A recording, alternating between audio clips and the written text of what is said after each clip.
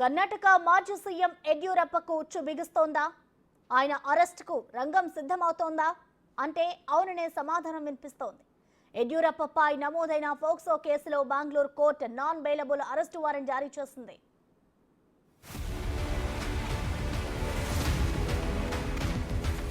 POCSO కేసులో యడియూరప్పకు కోర్టులో చుక్కెదురైంది.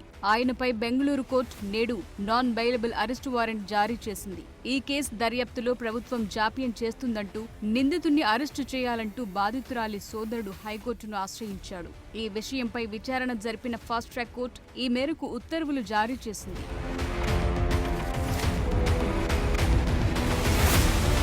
తన 17 ఏళ్ల కూతురుపై యడియూరప్ప లైంగిక వేధింపులకు పాల్పడ్డారని ఓ మహిళ ఫిర్యాదు చేసింది. ఈ ఫిర్యాదు ఆధారంగా సదాశివనగర్ పోలీస్ స్టేషన్లో యడియూరప్పపై పోక్సోతో పాటు పలు సెక్షన్ల కింద కేసు నమోదైంది. ఈ కేసును కర్ణాటకలోని కాంగ్రెస్ ప్రభుత్వం సీరియస్ గా తీసుకుంది. కేసు నమోదైన కొద్ది గంటల వ్యవధిలో మార్చి 14న ఈ కేసును సిఐడికి అప్పగిస్తూ కర్ణాటక ప్రభుత్వం ఆదేశాలు జారీ చేసింది.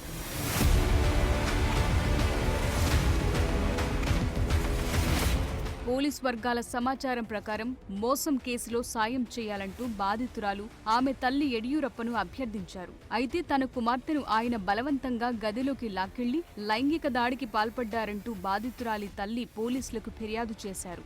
దాంతో ఆయనపై పోక్సో కేసు నమోదైంది. ఆ కేసును సిఐడి దర్యాప్తు చేస్తోంది. అయితే ఆరోపణలు చేసిన మహిళ ఊపిరితిత్తుల క్యాన్సర్తో ఇటీవల ప్రాణాలు కోల్పోయారు. కాగా బాధితురాలు ఆమె తల్లి వాంగ్మూలాలను సిఐడి ఇదివరకే రికార్డ్ చేసింది.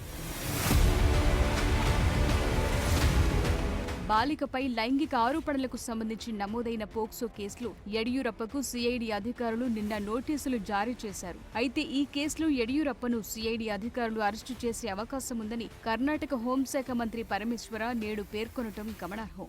యడియూరప్పను అరెస్టు చేస్తారని మంత్రి వ్యాఖ్యలు చేసిన గంటల వ్యవధిలోనే బెంగళూరు ఫాస్ట్ ట్రాక్ కోర్టు ఆదేశాలు జారీ చేసింది. ప్రస్తుతం యడియూరప్ప ఢిల్లీలో ఉండడంతో జూన్ 17వ తేదీన సిఐడి అధికారుల ముందు హాజరవుతారని పేర్కొన్నట్లు సమాచారం.